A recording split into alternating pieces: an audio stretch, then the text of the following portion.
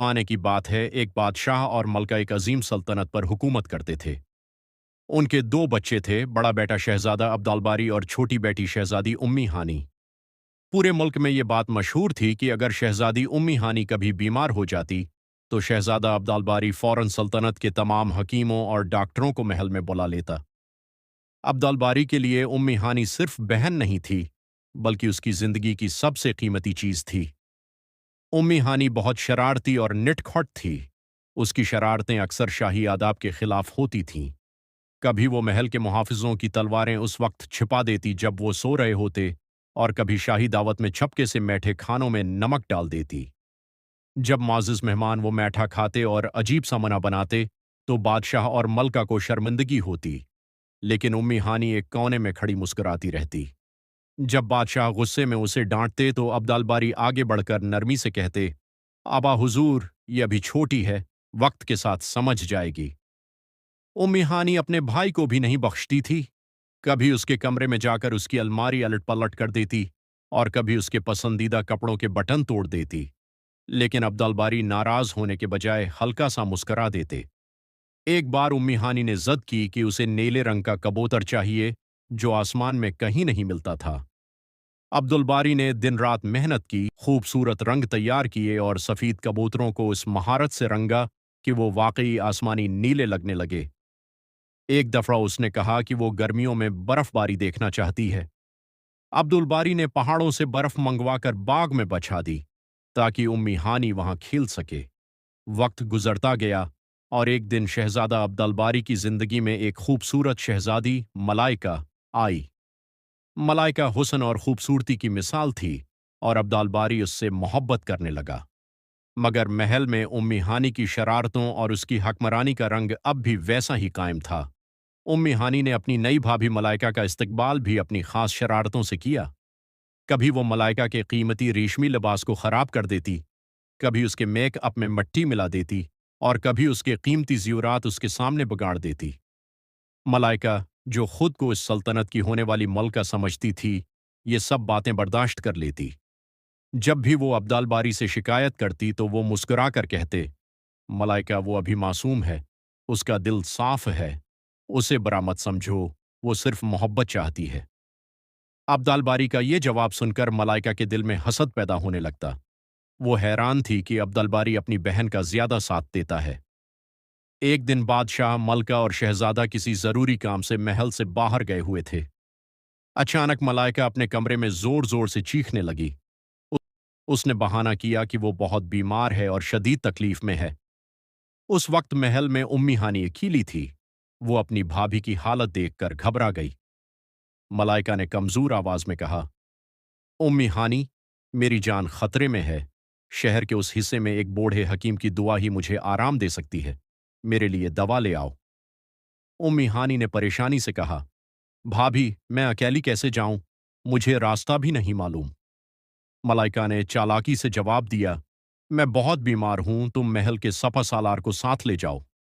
उम्मी हानी सपा सालार के साथ जाना नहीं चाहती थी, लेकिन मलाइका की हालत देखकर वो मजबूर हो गई।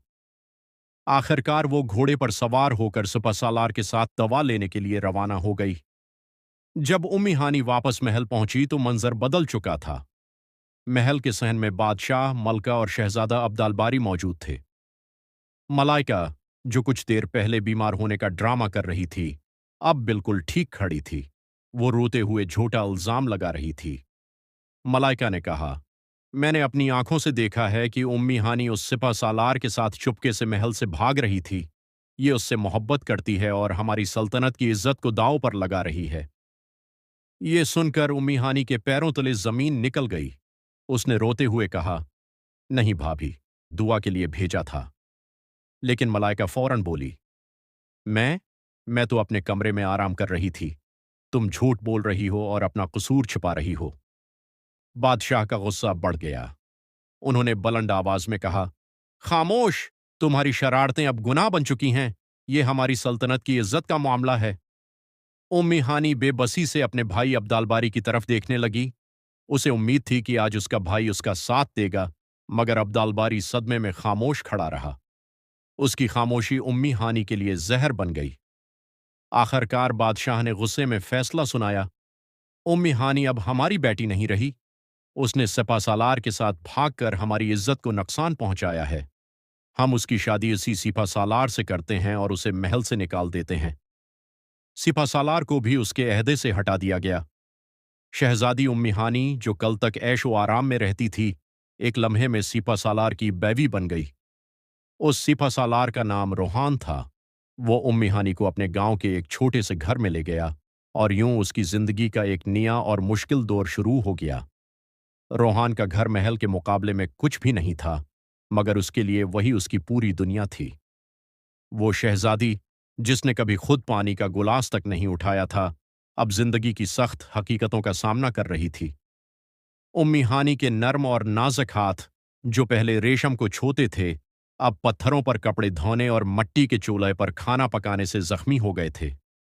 जब वो छरी इस्तेमाल करती तो अक्सर उसकी अंगलियां कट जाती और वो दर्द से रो पड़ती।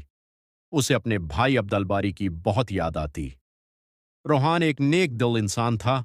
वो जानता था कि उम्मी हानी बेकसूर है और उसके साथ नाइंसाफी हुई। वो खामोशी से उसका ख्याल रखता। जब उम्मी हानी थक जाती तो रोहान उसके लिए चाय बनाता, उसके जख्मों पर मरहम लगाता और उसे हौसला देता। आहिस्ता आहिस्ता उम्मी हानी को एहसास हुआ कि रोहान की सच्ची मोहब्बत महल की झोटी शान और शौकत से कहीं बेहतर है। उसने अपनी किस्मत को कबूल कर लिया। अब वो शहजादी नहीं रही थी, बल्कि रोहान की वफादार बीवी बन गई थी। दूसरी तरफ महल में मलाइका अपनी कामयाबी पर बहुत खुश थी, मगर कुदरत का अपना इंसाफ होता है। एक दिन वो शाही सफर पर जा रही थी कि अचानक उसका घोड़ा बेकाबू हो गया और तेजी से दौड़ने लगा। उस हादसे में मलाइका बुरी तरह जख्मी हो गई। कई दिन तक वो बेहोश रही, जैसे जिंदगी और मौत के दरमियान हो। जब उसे होश आया तो तन्हाई और तकलीफ ने उसे अपनी गलतियों का एहसास दिलाया। उसे बार बार उम्मी हानी का रोता हुआ चेहरा याद आता। उसे लगा कि ये सब उसकी साजिश की सजा है। आखिरकार वो बादशाह और शहजादा अब्दालबारी के सामने रोते हुए सच बोल गई। उसने एतराफ किया कि उम्मी हानी बेकसूर थी और ये सारी साजिश उसके हसद का नतीजा थी। ये सुनते ही अब्दालबारी के पैरों तले जमीन निकल गई। अब्दुलबारी को अपनी बहन के वो आंसू याद आए जिन्हें उसने नजरअंदाज कर दिया था। गुस्से और गम की कैफियत में उसने फौरन मलाइका को उसके मैके भेज दिया और खुद दीवानों की तरह अपनी बहन को तलाश करने निकल पड़ा। तलाश करते करते वो रोहान के छोटे से घर तक पहुंच गया। वहां का मंजर देखकर उसका दिल कांप उठा। जो बहन कभी फूलों पर सूती थी, आज वही गंदे कपड़े धो रही थी। अब्दुलबारी दौड़कर उसके पास गया और उसे गले लगाकर रोने लगा। उसने कहा, उम्मी हानी, मुझे माफ कर दो। मैंने तहकीक किए बगैर तुम पर यकीन नहीं किया। उम्मी हानी ने अपने आंसू पूंछे और मुस्कुराकर कहा, भाई, आप हमेशा मेरे लिए अजीज रहेंगे। जो कुछ हुआ वो हालात की वजह से हुआ। मुझे आपसे कोई शिकायत नहीं। अब्दुलबारी ने इसरार किया, मैं तुम्हें उस हालत में यहां नहीं रहने दूंगा। उम्मी हानी ने अदब से जवाब दिया, भाई, मैं अब सिर्फ आपकी बहन नहीं, बल्कि रोहान की बीवी भी हूं। मेरी खुशी और गम अब उसके साथ जड़े हुए हैं। अब्दुलबारी ने रोहान से भी माफी मांगी और दोनों को इज्जत के साथ महल वापस ले आया। बादशाह और मलका ने अपनी बेटी को गले लगा लिया। उम्मी हानी रोते हुए दोबारा महल में दाखिल हुई, लेकिन अब्दुलबारी के दिल में अब भी उदासी और खल्श बाकी थी। वो खुद को माफ नहीं कर पा रहा था। एक रात उम्मी हानी अपने भाई के पास गई और नरमी से कहा, भाई, उम्मी हानी को माफ कर दें, क्योंकि माफ करना बड़े लोगों की शान होती है। अपनी बहन की बात सुनकर अब्दुलबारी ने उसे गले लगा लिया। जब उम्मी हानी वापस आई तो वो पहले से बिल्कुल बदल चुकी थी। अब वो ज्यादा समझदार, सब्र वाली और मोहब्बत करने वाली बन गई थी। ने उम्मी हानी से माफी मांगी और कहा, तुम वाकई बहुत बड़े दिल वाली हो। लोग तुमसे मोहब्बत करते हैं क्योंकि तुम्हारा दिल आईने की तरह साफ है। यूं इस शाही खानदान में दोबारा खुशियां लौट आएं और सब लोग सुकून और मोहब्बत के साथ रहने लगे। एक जमाने की बात है। एक खूबसूरत सल्तनत थी जिसका नाम नूर महल था। उस सल्तनत में एक नहायत प्यारी और मासूम शहजादी रहती थी। वो दिल की बहुत नर्म और मेहरबान थी। शहजादी हर रोज सुबह सवेरे महल से बाहर निकलती, गांव के बच्चों के साथ खेलती, बूढ़ों को दवाइयां देती और अपने बाग के फूलों के नाम लेकर उनसे बातें करती। लोग इससे बहुत मोहब्बत करते थे। अक्सर लोग कहते, ये शहजादी नहीं, रोशनी की एक नेमत है। एक दिन बादशाह ने ऐलान किया, मेरी बेटी अब बड़ी हो रही है, उसे महल के आदाब सीखने होंगे और अब वो महल से बाहर नहीं जाएगी। ये सुनकर शहजादी खामोश हो गई। उसने कभी खुद को दीवारों में कैद नहीं किया था, लेकिन वो अपने वालिद की बात के आगे कुछ न कह सकी। कुछ दिन बाद सल्तनत में खबर फैल गई कि पड़ोसी रियासत शाह जीलान की फौजें सरहद की तरफ बढ़ रही हैं और हमले का खतरा है। ये सुनकर लोग खौफजदा हो गए। बादशाह भी बूढ़ा हो चुका था और जंग का खतरा करीब था। उसी रात दरबार में एक अजनबी आया। उसके कपड़े सादा थे, आंखें खामोश और कुंधों पर जख्म थे। उसने आकर सिर्फ इतना कहा, मैं मदद कर सकता हूं, लेकिन मेरा नाम न पूछा जाए। बादशाह ने कुछ सोचने के बाद उसे इजाजत दे दी और कहा, अगर तुम वाकई मदद करना चाहते हो तो तुम्हें रहने की जगह दी जाएगी। अजनबी को महल के मेहमान खाने में ठहरा दिया गया। शहजादी रोज उसके जख्मों के लिए दवा लेकर आती। वो अजनबी कम ही बोलता था, मगर उसकी खामोशी में एक गहरा दर्द छिपा हुआ था। शहजादी को महसूस होता था कि उसके दिल में कोई बड़ी कहानी है। शहजादी को इस अजनबी की खामोशी में सच्चाई भी महसूस होती थी। एक दिन शहजादी ने उससे पूछा, आप कुछ बोलते क्यों नहीं? अजनबी ने नरमी से जवाब दिया, कुछ बातें अल्फाज से नहीं बल्कि ऐमाल से पहचानी जाती हैं। ये सुनकर शहजादी ने पहली बार महसूस किया कि खामोशी भी एक जबान होती है। एक रात शहजादी ने देखा कि वो अजनबी महल की छत पर खड़ा आसमान को देख रहा है। उसकी आंखें नम थीं और चांदनी में उसका चेहरा बदल सा गया था। उसी वक्त महल का एक मुहाफिज आया और आहिस्ता से बोला, शहजादे, वापस जाने का वक्त करीब है, अब आपको लौटना होगा। ये सुनकर शहजादी चौंक गई और आगे बढ़ी। उसने कहा, आप कौन हैं? आप हमारे दुश्मन नहीं हो सकते। मुझे अपने वालिद को सब कुछ बताना होगा। अब हकीकत सामने आ गई। वो अजनबी कोई आम शख्स नहीं था, बल्कि पड़ोसी रियासत का शहजादा था। उसका नाम हरेहान था। वो दुश्मन बनकर नहीं आया था, बल्कि हकीकत जानने आया था। वो देखना चाहता था कि नूर महल वाकई जालिम है या ये सब लोगों की अफवाहें हैं। उसने देखा कि यहाँ के लोग नर्म दिल हैं, खास तौर पर शहजादी। उधर शाही दरबार के कुछ लोगों को मालूम हो गया कि शहजादा नूर महल में मौजूद है। उन्होंने एक खफिया मंसूबा बनाया। उन्होंने सोचा, अगर शहजादा वापस न गया तो हम उसका इल्जाम नूर महल पर डाल देंगे और फिर जंग लाजमी हो जाएगी। किसी ने कहा, अगर हम शहजादे को नुकसान पहुंचा दें तो? मगर फौरन जवाब आया, नहीं, ये बहुत खतरनाक होगा। इसी दौरान एक तूफानी रात में महल पर हमला हो गया। हर तरफ खौफ फैल गया। दरवाजे टूटने लगे, लेकिन इस बार शहजादी नहीं डरी। उसने हिम्मत दिखाई। वो किले के बुर्ज पर चढ़ गई और बुलंद आवाज में कहा, सच के बगैर लड़ी जाने वाली जंग कभी जीत नहीं होती। शहजादी ने बुलंद आवाज में कहा, सच के बगैर जंग जीत नहीं बल्कि तबाही होती है। उसी तूफानी माहौल में एक शख्स आगे बढ़ा। वो शहजादा हरीहान था। के सामने अपनी पहचान जाहिर की और कहा, मैं ज़ेलान का वारिस हूं। नूर महल ने मुझे कैद नहीं किया बल्कि इज्जत दी है। अगर जंग हुई तो मैं अपने ही सच के खिलाफ लड़ूंगा और ये मैं नहीं चाहता। ये सुनकर सिपाही रख गए। उसी दौरान शाही ज़ैलान खुद भी वहां पहुंच गया। अपने बेटे को देखकर वो हैरान रह गया। शहजादा आगे बढ़ा और बोला, आबाजान, मैंने यहां कोई दुश्मन नहीं देखा। मैंने भूखे बच्चों को देखा है, बीमार बुजुर्गों को देखा है और एक ऐसी शहजादी को देखा है जो सबके लिए खड़ी रहती है। क्या हम उनसे जंग करेंगे या उनके साथ जीना सीखेंगे? बादशाह खामोश हो गया। फिर उसने अपनी तलवार जमीन पर रख दी और कहा, जंग खत्म होती है, हम अमन चाहते हैं। ये नूर महल में खुशी का पहला मौका था जब सबने सुकून का सांस लिया। वक्त गुजरता गया। जंग के बाद नूर महल और ज़ैलान दोनों सल्तनतें अमन का गहवारा बन गईं। शहजादी हमेशा की तरह लोगों की खिदमत करती रही। वो बच्चों को खाना देती और कहती, ये लो बच्चों, खाओ, अब तुम कभी भूखे नहीं रहोगे। वो उन्हें तसल्ली देती, अब तुम नहीं रोगे। अगर तुम्हें किसी चीज की जरूरत हो तो महल के दरवाजे हमेशा खुले हैं। बच्चे खुश होकर कहते, बहुत शुक्रिया शहजादी। हर तरफ खुशी और सुकून फैल गया। एक दिन शहजादा हरिहान ने कहा, क्या अब मैं वापस जा सकता हूं? शहजादी ने मुस्कुराकर जवाब दिया, जी हां, आप जा सकते हैं। शहजादा बोला, मैं आपका शुक्रिया अदा नहीं कर सकता, क्योंकि आपने जो किया वो अल्फाज से बढ़कर है। बादशाह ने भी शहजादी से कहा, तुमने बिल्कुल दुरुस्त किया मेरी बेटी।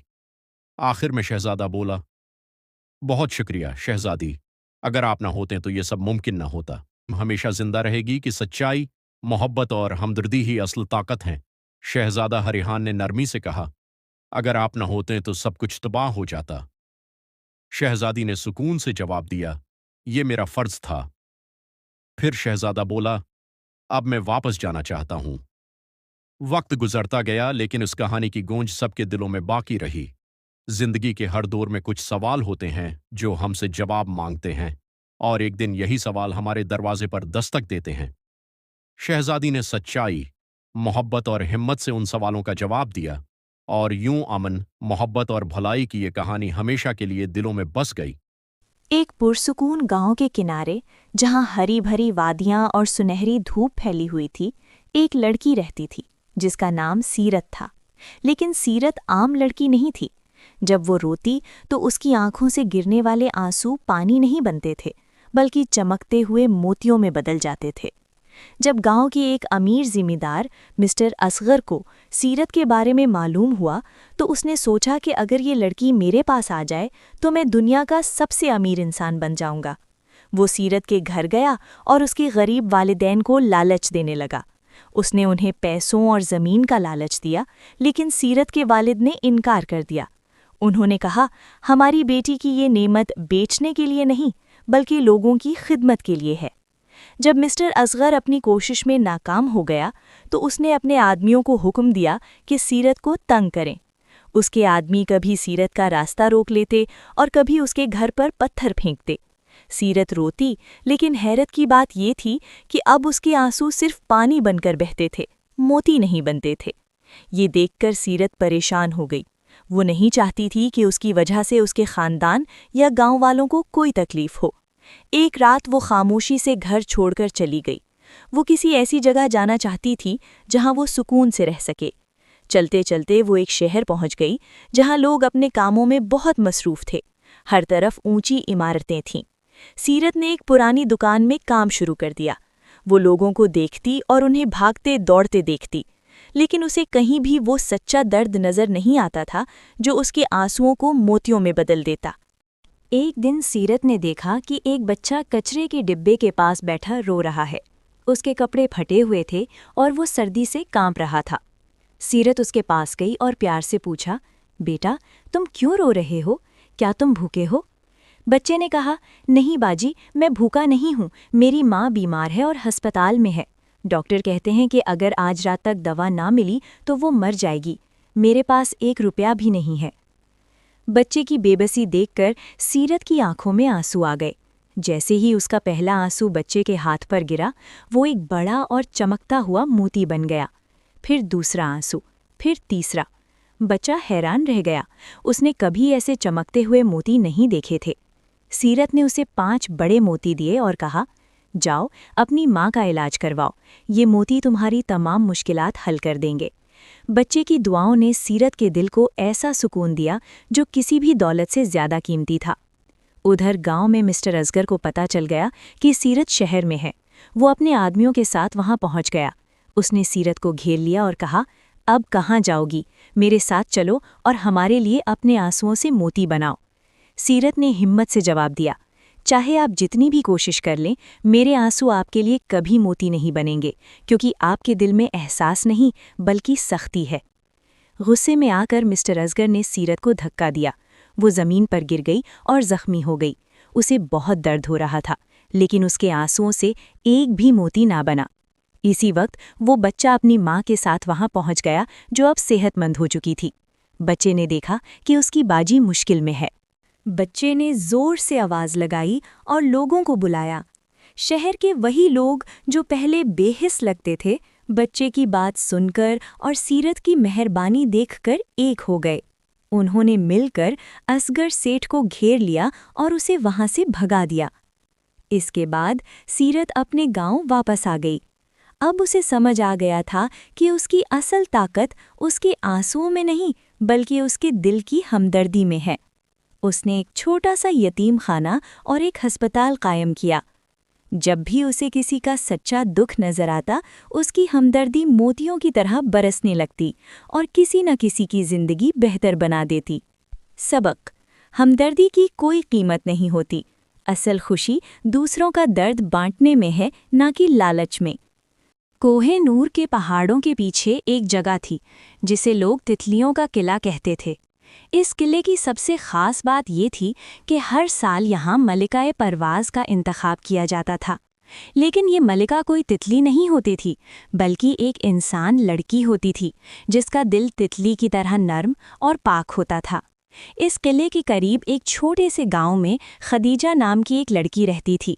खदीजा अपना ज़्यादा वक्त ज़ख्मी परिंदों की देखभाल में गुजारती और मुरझाए हुए फूलों को पानी देती थी।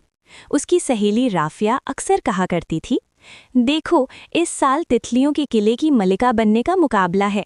जो लड़की मलिका बनेगी उसे सुनहरी पर मिलेंगे और वो दुनिया की सबसे खूबसूरत लड़की बन जाएगी। मैंने तो अपने लिए नए कपड़े भी तैयार कर लिए हैं। खदीजा बस मुस्कुरा देती थी।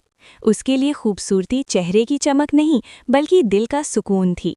जब मलिका के इंतखाब का दिन आया तो पूरे इलाके की लड़कियां जमा हुईं और किले की तरफ रवाना हो गईं। शर्त ये थी कि किले के अंदर दाखिल होने के बाद तितलियां खुद फैसला करेंगी कि कौन उन पर हुकूमत करने के काबिल हैं। किले का दरवाज़ा घनी झाड़ियों से बना हुआ था। सब लड़कियां कतार में खड़ी थीं और खदीजा सबसे आखिर में खड़ी थी। उसने पुराना मगर साफ लिबास पहना हुआ था। उसके हाथ में कोई तोहफा नहीं था। उसके पास सिर्फ एक छोटी सी पानी की बोतल थी जो उसने रास्ते में किसी प्यासे परिंदे के लिए रखी थी। जैसे ही लड़कियां किले के अंदर दाखिल हुईं, मंजर बदल गया। वहां हर रंग और हर साइज की लाखों तितलियां मौजूद थीं। माहौल इतना पुरसुकून था कि सांस लेने में भी एक मधुर सी मौसीकी महसूस होती थी। अचानक एक आवाज़ गूंजी। ये तितलियों की निगहबान की आवाज़ थी। उसने कहा, मलिका वो नहीं जो सिर्फ ताज पहने, मलिका वो है जो दूसरों का दर्द महसूस करे। इस किले के रास्ते में 3 दरवाजे हैं। जो इन्हें पार करेगी वही मलिका बनेगी। पहला इम्तिहान शुरू हुआ। पहले दरवाजे पर कीमती हीरे और जवाहरात बिखरे हुए थे। राफिया और दूसरी लड़कियां उन्हें देखकर हैरान रह गईं। वो सब अपनी जेबें भरने लगीं। राफिया ने सोचा, अगर मैं मलिका ना भी बनी तो ये हीरे मुझे अमीर बना देंगे। लेकिन खदीजा ने उन हीरों की तरफ देखा तक नहीं।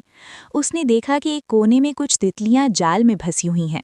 वो फौरन उन्हें आज़ाद करवाने लगी। उसके हाथ जख्मी हो गए, मगर उसने सब तितलियों को आज़ाद कर दिया। दूसरा इम्तिहान आया।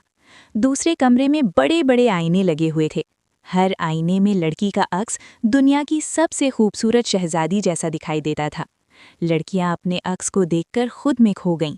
जब खदीजा ने आईने में देखा तो उसे अपनी खूबसूरती नजर नहीं आई, बल्कि उसने देखा कि उसके पीछे एक बूढ़ी औरत खड़ी है जो बोझ से दबी हुई है।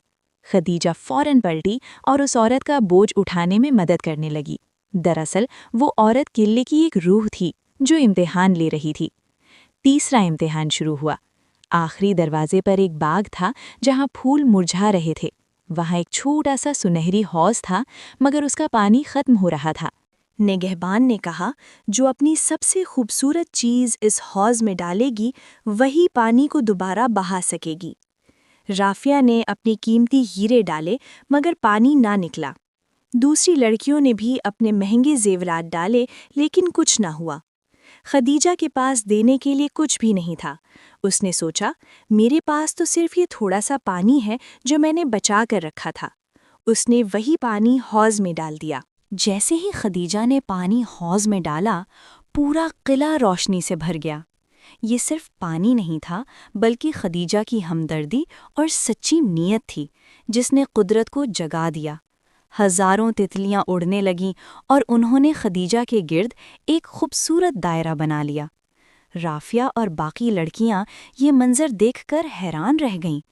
उनके हीरे पत्थरों में बदल गए थे और उनका गरूर मिट्टी में मिल गया था। तितलियों की निगहबान ने खदीजा के सर पर फूलों का ताज रखा और उसके कंधों पर कुदरती रंगों से बने सुनहरी पर नमूदार हो गए। निगहबान ने कहा, खदीजा, तुमने साबित कर दिया कि मलिका वो होती है जो अपने बारे में सोचने से पहले दूसरों के दर्द को अपना दर्द समझती है। तुम्हारी खूबसूरती तुम्हारे चेहरे में नहीं बल्कि तुम्हारे आमाल में है। खदीजा मलिका तो बन गई, मगर वो किले में रहकर हुकूमत करने लगी, बल्कि वो उन परों की मदद से दुनिया भर में घूमती और ज़ख्मी और टूटे दिलों का इलाज करती। उसका तितलियों का किला हमेशा उन लोगों के लिए खुला रहता था जो साफ दिल रखते थे। ये कहानी हमें सिखाती है कि जो दूसरों के लिए आसानी पैदा करता है, अल्लाह उसके लिए रास्ते खोल देता है।